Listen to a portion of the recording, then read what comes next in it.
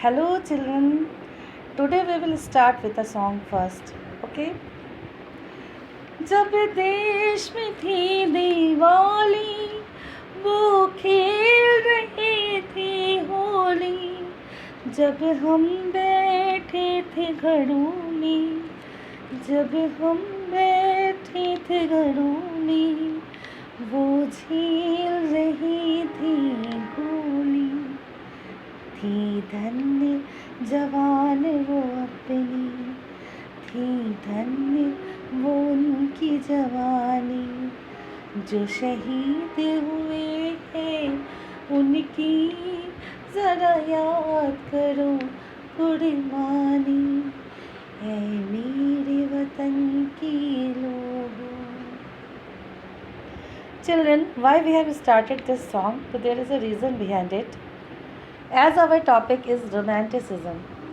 Romanticism means through poem, through music, through stories, folk tales, when we connect ourselves with the nation, so that connection, that movement is called romanticism. Romanticism criticize glorification of reason and science. यहाँ हम लोग कोई reason नहीं देते हैं, हम लोग किसी साइंस को अप्लाई नहीं करते हैं, लेकिन हम लोग फोकस करते हैं अपने इमोशन में, अपने इंट्यूशन में कि कुछ अच्छा होने वाला है. मिस्टिकल फीलिंग्स, कुछ ऐसी फीलिंग्स जो कि मिस्टिकल है, जो ऐसा लगता है कि कुछ अलग होने वाला है. तो such type of feeling are more important than science and reason. तो उस समय के, यानी we are talking about 18th century, तो how poets, artist played an important role in bringing the feeling of nationalism in Europe that we will read in these topics of today. For example Grimm brothers, जो कि Germany के थे, आज का Germany नहीं, उस समय का जर्मनी जो कि डिवाइडेड था. तो उन्होंने जर्मन लैंग्वेज को बचाने के लिए they wrote many folk tales. वो हर जगह उन्होंने घूमा. They collected folk tales, they presented folk tales in their writings, और लोगों को जर्मनी के बारे में उन्होंने बताया, अपनी लैंग्वेज के बारे में उन्होंने बताया. In the same way Johann Gottfried Herder थे, उन्होंने नेशन के बारे में बताया कि एक नेशन क्या होता है, through folk songs, folk poetries, folk dances. यानी नेशनलिज्म को इमर्ज करने में romanticism played a very very important role. Now we will talk about from 1830 to 1948. 1830s में हम लोग पढ़ेंगे about France. After that we will read about Greece, we will read about Belgium and also finally about Poland.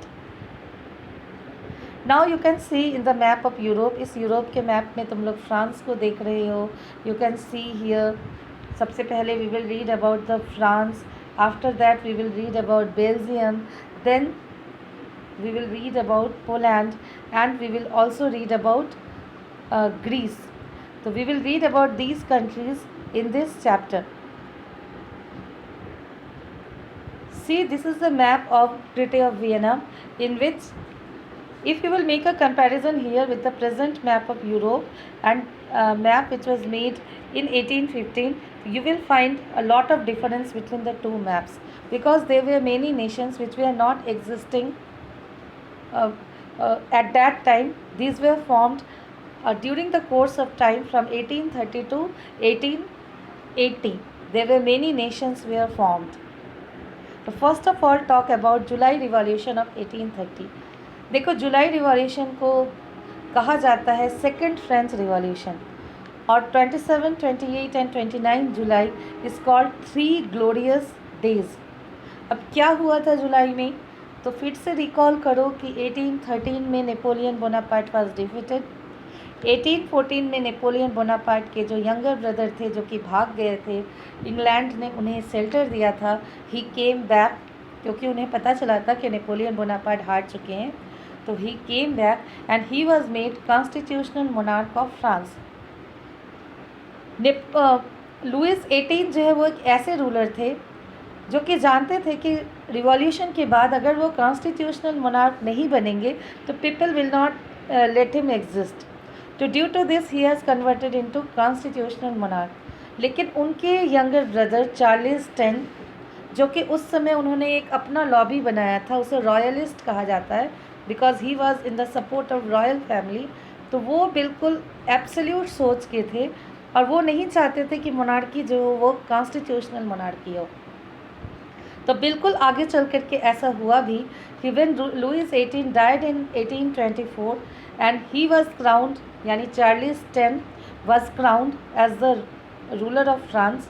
वैसे तो देखो situation has become worsening from the reign of Louis 18, क्योंकि Louis 18 एक ऐसा कॉन्स्टिट्यूशन लेकर के आए जिसने राइट टू वोट को लिमिट कर दिया to the propertied section of the society.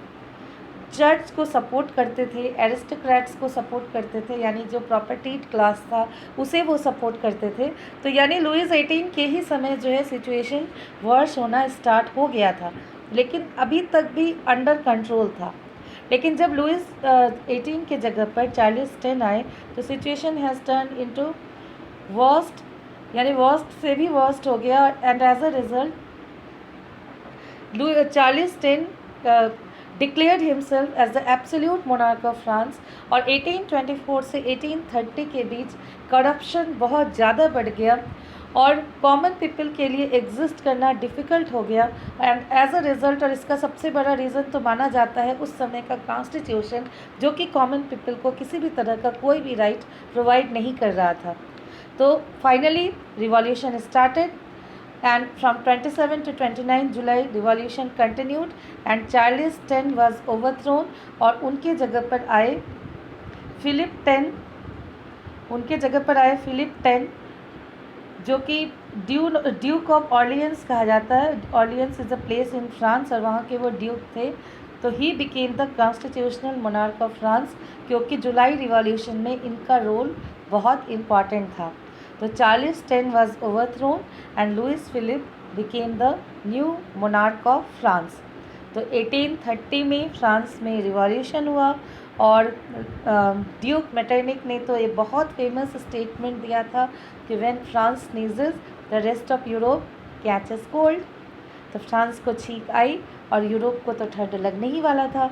तो now we will talk about second country which was having the impact of revolution of 1830s or 30 of France, और ये कंट्री था Belgium.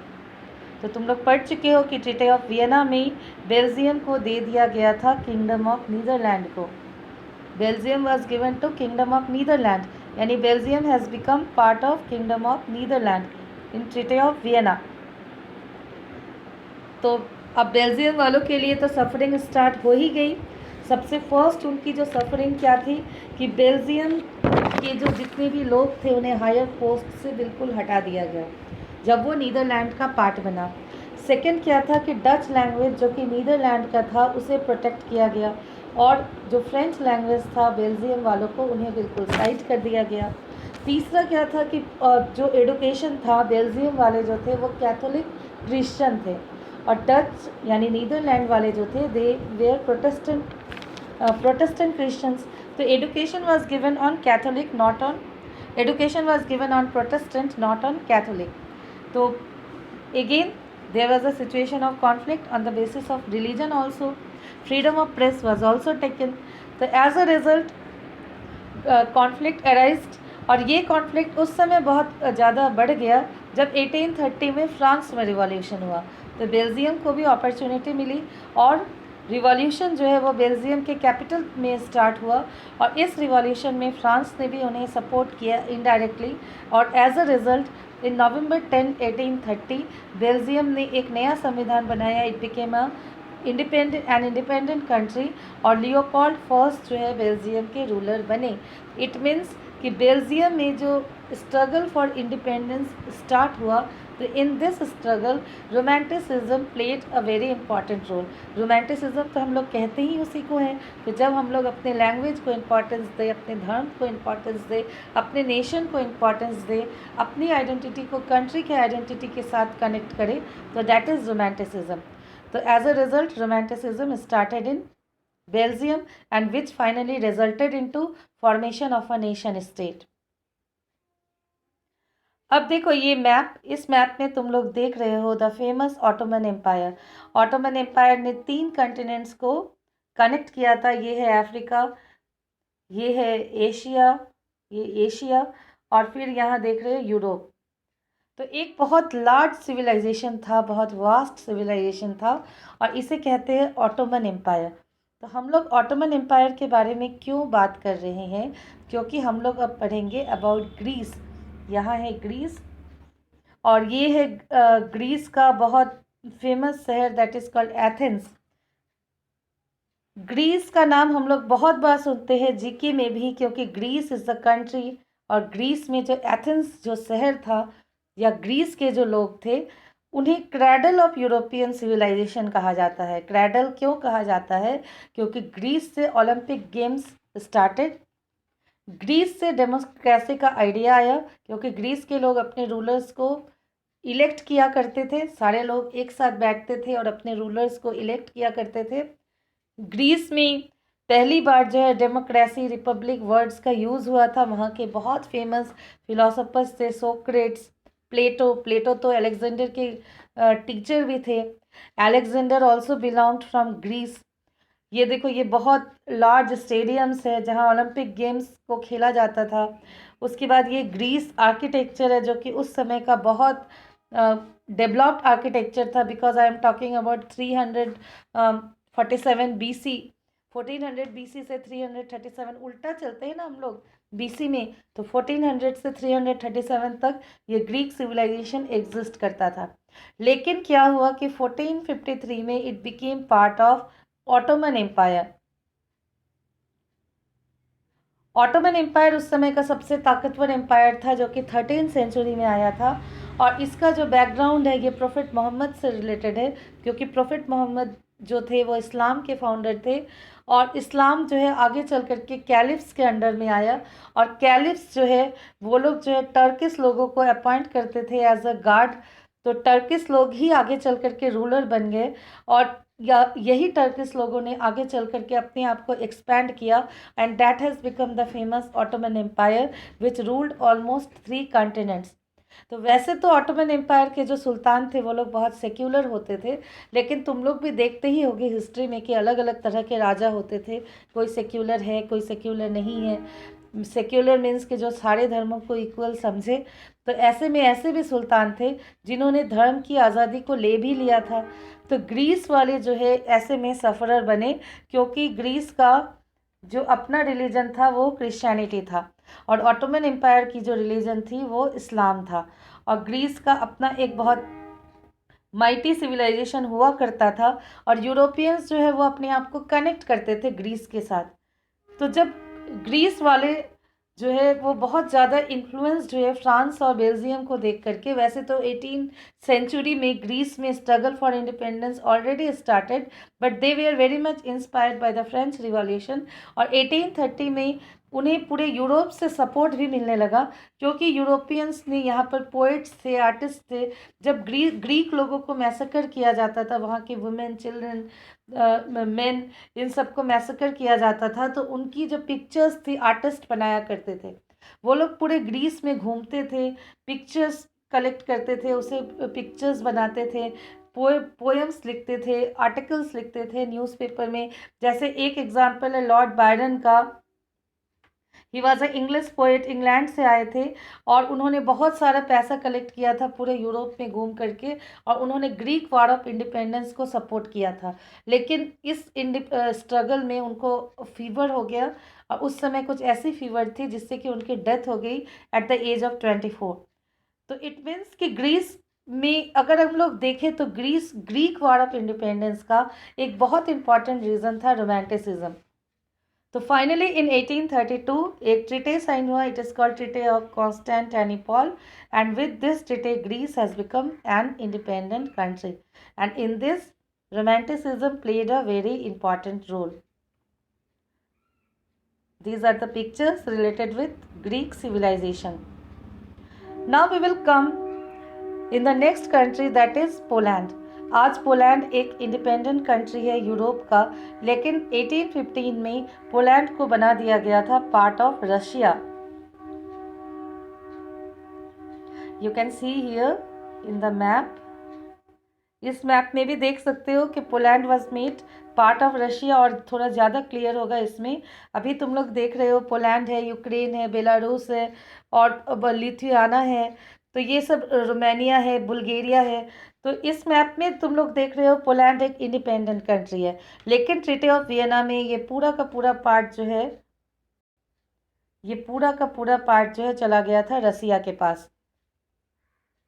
तो अब क्या था कि पोलैंड के जो लोग थे उनकी लैंग्वेज थी पॉलिश, रसिया के लोगों का लैंग्वेज था रशियन। तो again language became a reason of conflict. और भी बहुत सारी चीज़ें थी, जैसे दे वे are not given any type of freedom, always they way under the dominance of Russians. उन्हें अपने लैंग्वेज को बोलने की भी आज़ादी नहीं थी, हमेशा डिस्क्रिमिनेशन होता था पॉलिश लोगों के साथ। तो उनमें 1830 ऑलमोस्ट इन 1831 एक रिवॉल्यूशन हुआ जिसे कहा जाता है कि कैडेट रिवॉल्यूशन 1831 में। और यहाँ के जो सोल्जर्स थे उन्होंने सबसे पहले रिवॉल्ट किया। लेकिन इस कैडेट रिवॉल्यूशन में फाइनली जो है क्या हुआ कि इस पूरे रिवॉल्यूशन को सप्रेस कर दिया गया। Almost 70,000 Russians where killed in this revolution and 1 lakh polish people where killed. लेकिन फाइनली जो है पोलैंड इंडिपेंडेंट नहीं हुआ। तो पोलैंड इंडिपेंडेंट नहीं हुआ तो इसका क्या मीनिंग था कि क्या उन्होंने सरेंडर कर दिया? तो उन्होंने सरेंडर नहीं किया। उन्होंने नेशनलिस्ट फीलिंग को बिल्कुल अलाइव रखा अप टू 19th सेंचुरी, यानी finally in 1918 Poland became independent. तो कैसे उन्होंने अलाइव रखा? तो उसमें बहुत इंपॉर्टेंट रोल किनका था? तो पोएट, आर्टिस्ट, राइटर्स, म्यूजिशियंस, इन सब का रोल बहुत इंपॉर्टेंट था। जैसे I am telling about musician, तो इनका नाम है कैरोल कुरपिंस्की। इन्होंने ओपेराज, जिसे म्यूजिकल ड्रामा कहते हैं, और म्यूज़िक, इनके थ्रू जो है उन्होंने पोलैंड के बारे में लोगों को बताया कि why we need to become independent, आज़ादी का क्या मतलब होता है, नेशन क्या होता है, और हमें अपनी आज़ादी की लड़ाई को कंटिन्यू रखना चाहिए। ये उन्होंने ओपेराज और म्यूजिक्स के थ्रू बताया। पॉलिश लोग जो डांस करते थे जैसे पोलोनेज एंड माजूरुका, कभी ट्राई करोगे इसके वीडियो को देखने का। इसमें ये लोग बिल्कुल प्रोसेशन निकालते हैं, जैसे मुहर्रम में प्रोसेशन निकलता है, बिल्कुल ठीक उसी तरह से ये लोग प्रोसेशन निकालते थे। और ये लोग डांस करते हुए रास्ते में, बहुत माने स्लो डांस होता है, और डांस करते हुए ये लोग रास्ते में जाते हैं। तो इस ये डांस फॉर्म जो है it also became a medium of protest in Poland. लाखों लोग देखते थे, और ये एक तरह की, यानी कि हम अपने कल्चर को प्रोटेक्ट करके, आप रशियन है, आपके कल्चर में पोलोनेज और माजूरुका नहीं है, लेकिन हमारे कल्चर में ऐसा है और हम लोग इसे प्रैक्टिस करेंगे। अब आप इसके लिए हमें कोई भी पनिशमेंट दीजिए। तो इन्हें इस काम, इसके लिए इन्हें पनिश किया जाता था। In spite of it they continued doing protest in this way, यानी presenting their culture, presenting their language also. जैसे I have taken the name of language, तो बिल्कुल वैसा था कि रशिया के स्कूल में पॉलिश लैंग्वेज को रिप्लेस कर दिया गया और उसके जगह पर आया रसियन लैंग्वेज। तो पॉलिश लोग जो थे वो अपने लैंग्वेज को प्रोटेक्ट करना चाहते थे। तो चर्च के जो बिशॉप्स होते थे या चर्च के जो पोप होते थे, वो लोग भी अपनी टीचिंग्स जो है पॉलिश लैंग्वेज में देना उन्होंने स्टार्ट कर दिया। तो रशियंस वेयर सो ऑटोक्रेटिक कि वो लोग जो है इवन के चर्च के पादरी को भी या पोप को भी वो लोग नहीं छोड़ते थे। उन्हें बहुत, जैसे इंडिया में हम लोग काला पानी कहते हैं, काला पानी की सज़ा को बहुत भयानक माना जाता था कि अंडमान निकोबार में भेज दिया जाएगा, वहाँ का सेल्यूलर जेल, उसे काला पानी कहा जाता है। तो इंडिया के लिए वो एक बहुत टफ पनिशमेंट होता था फ्रीडम स्ट्रगल के समय। तो इन द सेम वे पॉलिश लोगों के लिए साइबेरिया भेज दिया जाना, क्योंकि वहाँ जाकर के लोग बिल्कुल फ्रीज हो जाते थे, इतना एक्सट्रीम ठंड था, आज भी है। तो वहाँ लोगों को रशियंस जो है एग्जाइल पे भेज देते थे। एग्जाइल मीन्स कि देश निकाला कर देते थे। और जो है इन स्पाइट ऑफ इट, लोगों को पता था कि if they will protest against Russians, their punishment will be quite harsh. In spite of it, they continued their struggle against Russia for so many years, and finally in 1918 they became an independent nation, yani nation state of Poland was finally formed. Okay students, so that's all today's topic. So go through it, and God bless you all.